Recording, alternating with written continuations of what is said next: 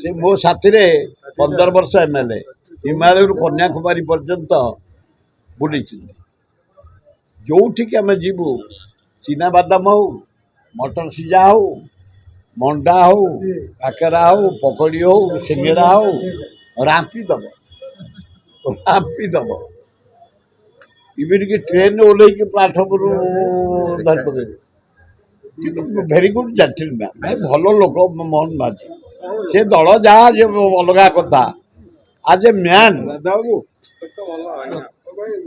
ଏଠି ଯୋଉ ପୁଷ୍କରିଣୀ ଅଛି ସେ ପୁଷ୍କରିଣୀ ଭିତରେ କେଦାରଗୌରୀ ତ ଏକଦମ ଡ୍ୟାମେଜ, ପୋଖରୀ ବିନ୍ଦୁସାଗର ଡ୍ୟାମେଜ, ଫାଳେ ଚାଲୁଛି ଫାଳେ ପୁରା ଆଉଟ ଅଫ୍ ଅର୍ଡର। ଆଉ ଯେତେ ଏଠି ସବୁ ପୋଖରୀ ଖାଲି ପୋକ ଛାଡ଼ିଗଲା। ଆଉ ଏଇ ଅନୁଷ୍ଠାନ ସବୁ କରୁଛି ଏଠି। ରଥଯାତ୍ରା କଣରେ ଯୋଗ ଦବ, ଜାଗରରେ ଯୋଗ ଦବ। ଇଏ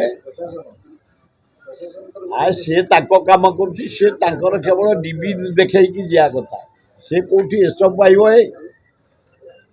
ଇଏ 50 ବର୍ଷରୁ ଉର୍ଦ୍ଧ୍ୱ ହେଲାଣି, ଇଏ ବମ୍ବେ ଭଜନ ବାଲା ସିଏ କୋଉଠୁ ଆଣିବେ?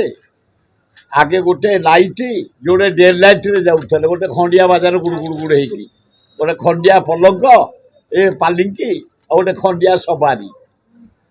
ଏଇ ଅନୁଷ୍ଠାନ ଲାଗି ଆଜି ବିରାଟ ପରିବର୍ତ୍ତନ ହେଇଛି।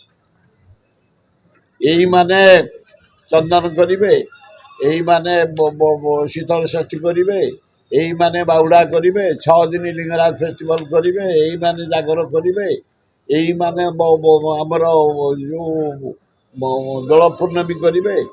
ସବୁ ଏଇ